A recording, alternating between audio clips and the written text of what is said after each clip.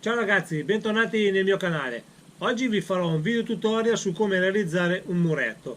Questo muretto lo andremo a costruire con del polistirene. Il polistirene è un materiale molto facile da lavorare, molto leggero ed è anche economico, che questo non guasta mai. E per fare questo muretto possiamo usare alcune tecniche, c'è la tecnica del taglierino dove andremo ad incidere e poi passare con la matita per marcare di più le nostre fughe, oppure per chi è più esperto col saldatore o magari con la matita. Nel nostro caso andremo a realizzare questo muretto con il saldatore. Detto questo, volevo farvi una promessa. Per chi è alle prime armi, appunto, un consiglio che vi posso dare è praticamente di disegnare il muretto sopra il polistirene, cioè tutte le pietre o i mattoni che vogliamo poi incidere, di disegnarle già con la matita. Almeno dopo, quando andremo a utilizzare il saldatore, abbiamo una guida. Mentre chiaramente chi è più esperto può direttamente incidere tipo a mano libera sul polistirene. Un'altra cosa che dico sempre, quando voi comprate il polistirene, vedrete che sopra ha una superficie liscia. Questo va assolutamente sempre grattato con una carta vetro anche fine. L'importante è che vada via la patina e il lucido. Questo perché? Perché una volta che avremo fatto tutta la nostra lavorazione e andremo a fare la fase di colorazione, il colore su questa parte lucida non prende. Quindi è sempre consigliato dare prima una grattata per tirare appunto via questa patina e poi andare a lavorare. Bene, detto questo, andiamo alla fase di lavorazione. Allora, incominciamo appunto a disegnare le nostre pietre con una matita.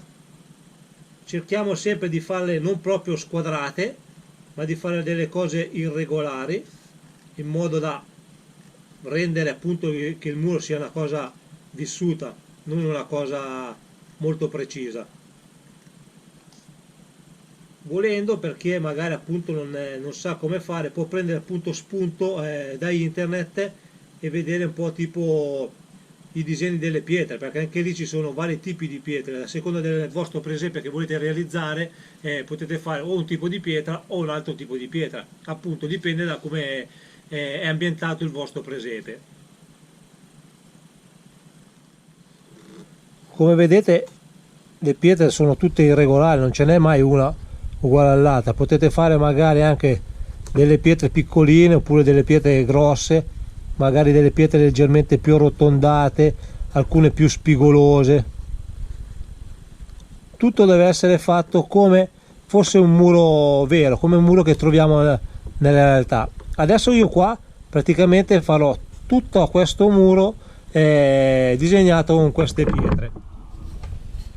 Dopo uno può decidere se praticamente lasciarlo così com'è o magari fare del finto intonaco, in modo che far vedere delle sorte di profondità tra il muro di pietra che è sotto e l'intonaco che è saltato via dovuto appunto dagli anni.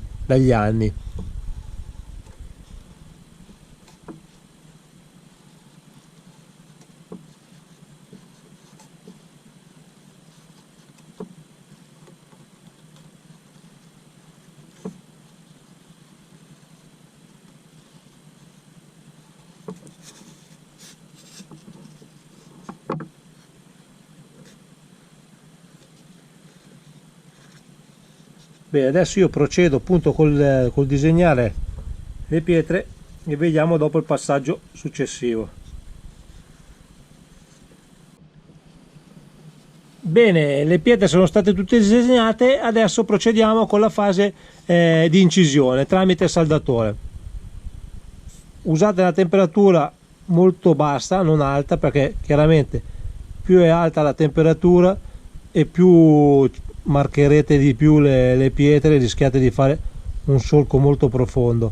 Appunto, un consiglio è quello di fare delle fughe non troppo grosse, anche perché dopo andremo anche a smussare le pietre negli angoli per far sì che siano ancora maggiormente non deteriorate, ma appunto vissute, e quindi avremo bisogno di una fuga leggera, sottile. Quindi procediamo con tutto il muro e dopo vediamo cosa fare. Come vedete io sono molto leggero, poi in questo caso qua, quando vedete magari delle pietre, voi potete anche scaldare di nuovo e lavorare.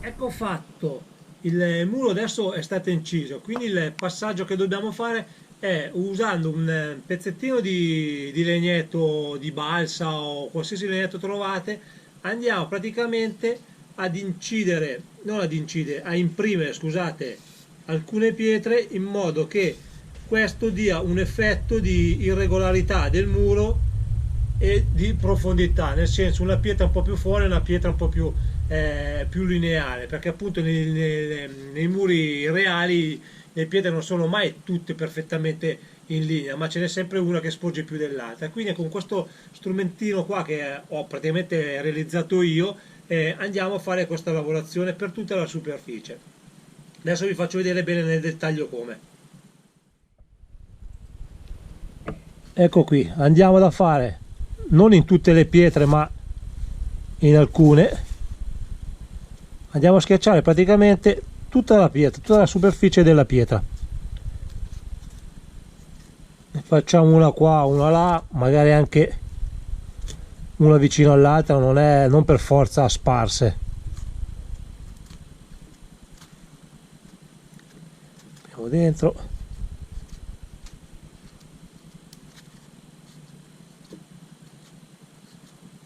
Modo facciamo questa qui, poi una volta fatto questo passiamo nel fare praticamente smussare gli angoli delle pietre, perché alcune pietre adesso qua col saldatore sono venute diciamo ad angolo vivo, quindi questo non è che sia proprio bello da vedere. Adesso vi faccio vedere se riesco con un po' di giochi di luce quello che siamo andati a ricreare. Vedete? Questo praticamente fa sì che il muro sia un po' irregolare. Adesso lo facciamo un po' per tutto e poi andiamo a smussare.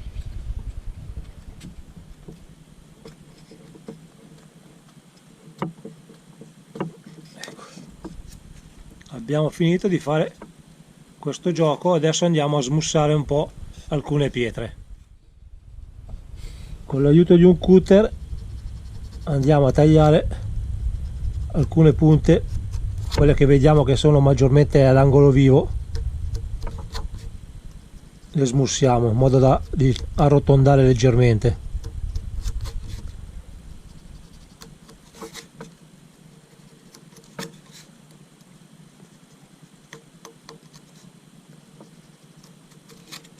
Poi una volta fatta questa operazione praticamente il muro è finito, possiamo fare la fase di colorazione.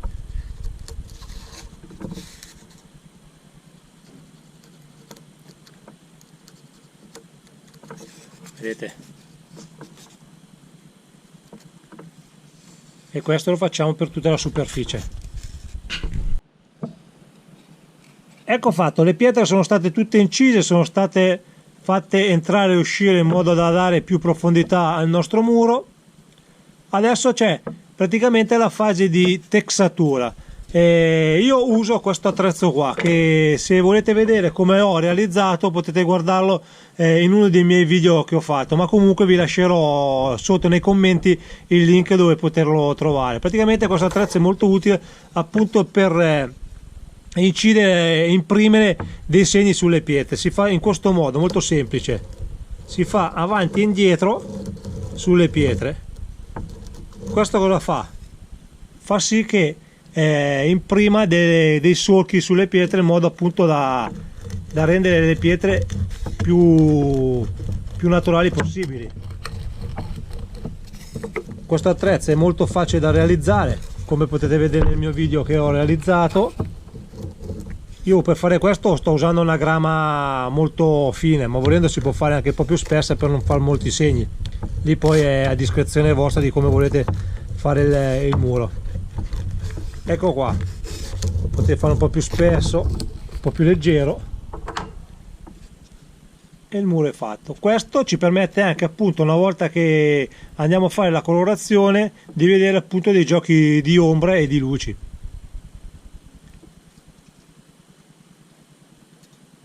Bene, adesso il muro è finito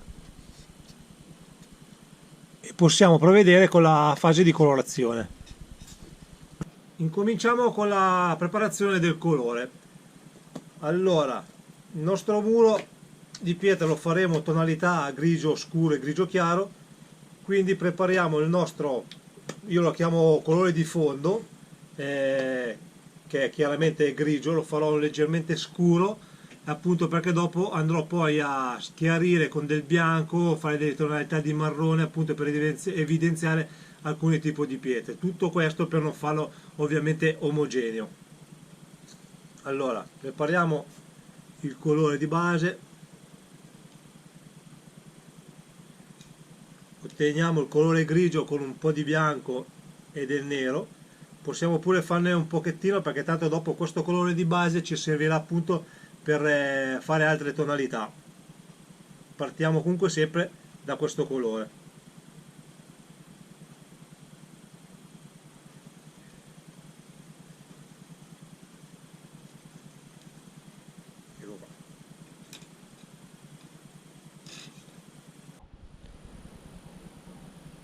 Allora, il colore è pronto, cominciamo a dare con la mano di fondo, di base.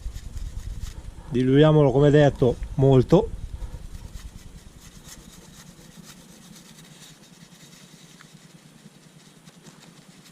Cerchiamo di coprire anche le fughe, ma tanto dopo vedremo che le fughe verranno riempite con un altro prodotto che faremo più avanti.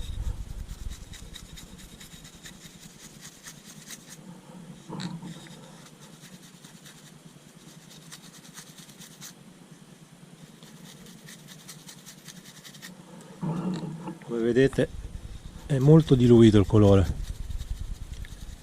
Dopo non facciamo come magari fanno tanti che aspettano che il colore asciughi. In questo caso noi andremo già a effettuare alcune pietre di altri colori direttamente, appunto, come dicevo prima, col colore già ancora bagnato, non asciutto. Possiamo tamponare dentro in modo che il colore vada dappertutto, su tutte le pietre.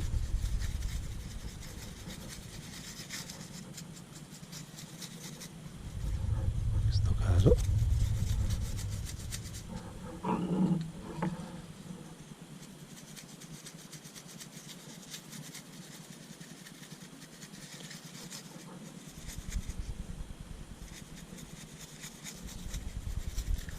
adesso prendiamo un altro pennello più piccolino e andiamo a sporcare alcune pietre di altri colori, con un grigio chiaro, con un po' di marrone, aggiungiamo un po' di giallo.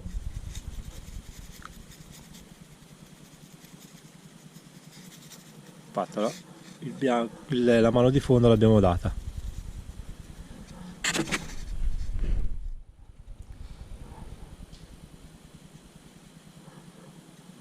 Adesso sporchiamo con un po' di marrone.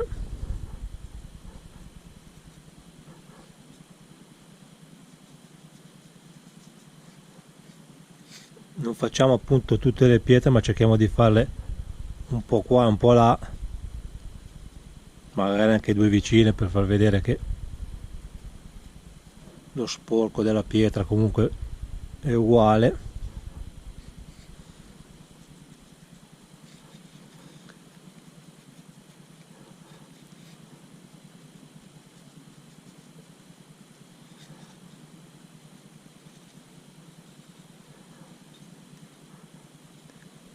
Poi possiamo appunto rifare con un po' di grigio chiaro.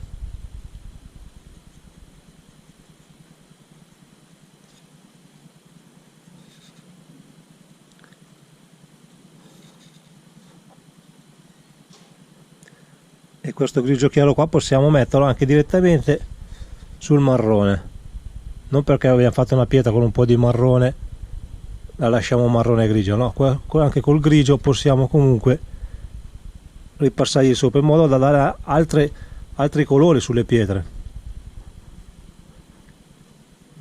Dopo daremo anche un po' di verde in modo da simulare comunque anche un po' di umidità,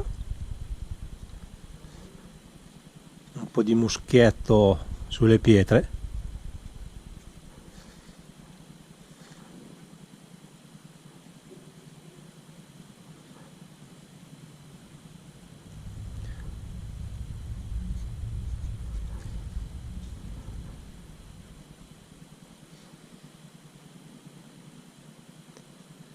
E poi, come detto, credo precedentemente, avendo fatto la texatura delle pietre appunto con l'attrezzo che ho costruito io, che appunto potete comunque tranquillamente vedere in un altro video che ho fatto, che metterò sempre sotto i miei commenti, usando dei colori molto liquidi, questa diciamo pressione che facciamo tramite questo attrezzo qui risalterà. Mentre se noi andiamo a colorare con un colore molto carico, il pennello molto carico, andremo a coprire tutti quei buchi che abbiamo precedentemente fatto appunto con l'attrezzo. Quindi è anche un buon consiglio quello di utilizzare appunto il colore liquido anche per quel motivo. Se no, noi cosa faremo? Faremo tipo la texatura, dopo andiamo con un colore molto carico e copriamo tutto quel lavoro che abbiamo fatto. Avremmo fatto praticamente un lavoro per niente. Non so se si vede bene un po' i colori, e comunque con questa tecnica qui andiamo avanti per tutto il muro. Bagniamo ogni tanto appunto, se vediamo che si vede un po' il colore, lo stacco dei colori, invece facendo con un po' di acqua tutto questo viene amalgamato e non vediamo più lo stacco, vedremo appunto il colore che va man mano a mischiarsi col colore precedente.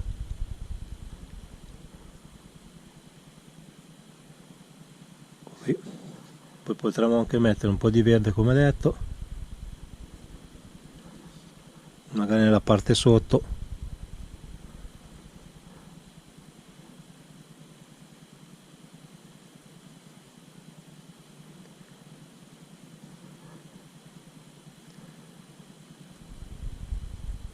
Bene, adesso vado avanti e ci vediamo poi dopo, perché dopo andremo a fare appunto quella lavorazione che dicevo per coprire le fughe. Poi quella è a scelta, uno volendo potrebbe anche lasciarle così le fughe, non chiuderle, e invece alcuni preferiscono chiudere tutte le fughe, ma vi farò vedere dopo cosa andremo a utilizzare. Inseriamo anche un po' di giallo, molto leggero, andiamo a metterlo questo, ad applicarlo. Non so se si riesce a vedere.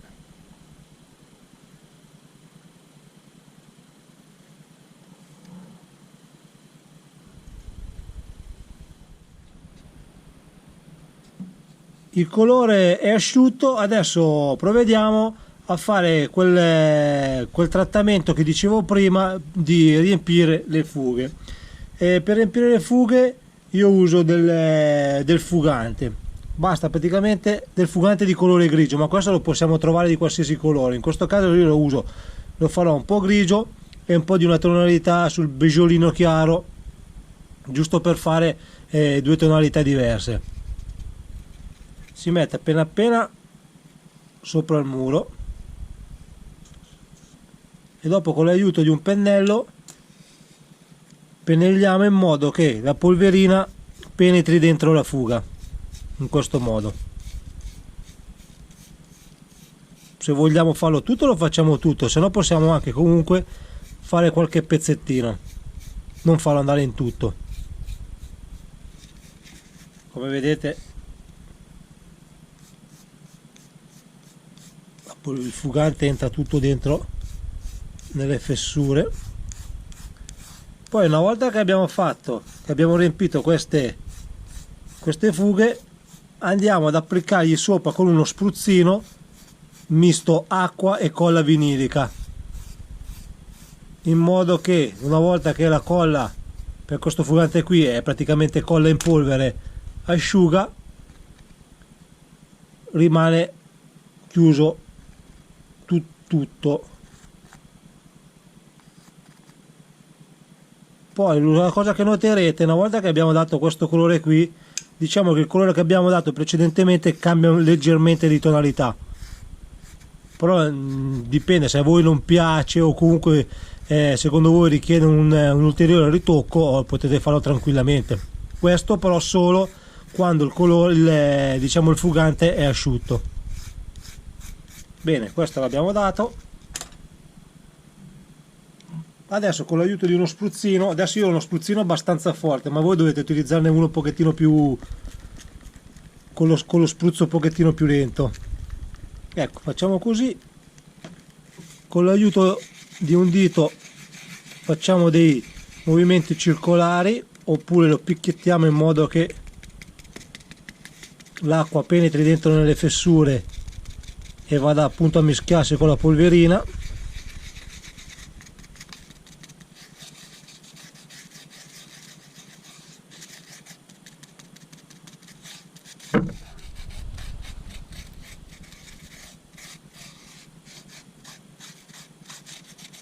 Se avete messo troppa acqua, aiutatevi con un pezzettino di Scottex e tamponate.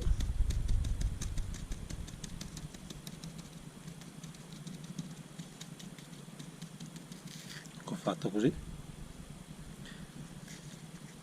Bene, adesso dobbiamo solo aspettare che appunto l'acqua e la colla asciughi.